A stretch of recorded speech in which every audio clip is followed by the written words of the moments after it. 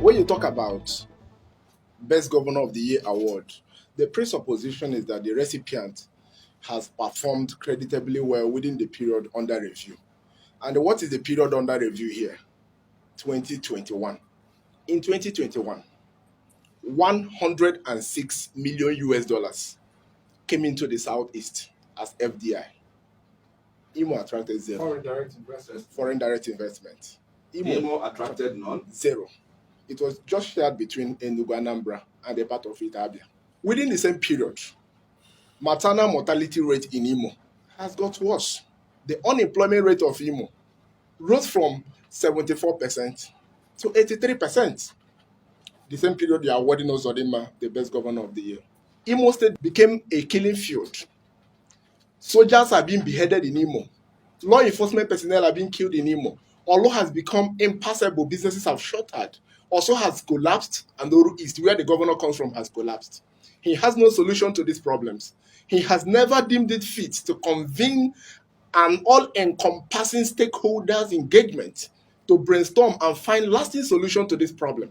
Neither has he laid out any blueprint for the industrialization of Imo so that these restive youths who have become willing tools for insecurity could be gainfully employed. The ranking of Imo State in terms of ease of doing business has dropped from 24th to 27th.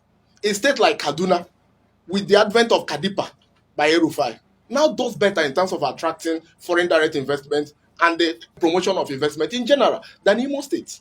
Imo that should be the hub of economic activities, and you are honoring the governor for having done well. For what?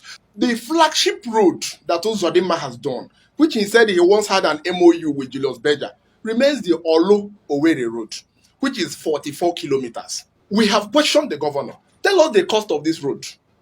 A credible report from some investigative journalists are pointing accusing fingers at the regime of Uzodimma to have budgeted 86 billion for 44 kilometers of road.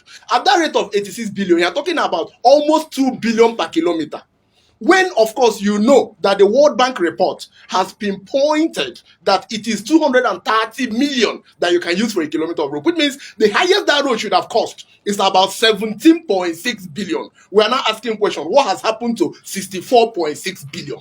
It also goes pari passu with indebtedness. We all know that by the close of first quarter of 2022, Uzodimma has raised the debt profile of Imo State to 205.7 billion naira. Imo is today the most indebted state, not just in Southeast, but when you put the debt profiles of other 4 states in the Southeast together, Imo has become more indebted than the whole of Alibo. The institution created by law for the expansion and spread of democratic dividends and value, called the local government system, has been killed and emasculated in Imo.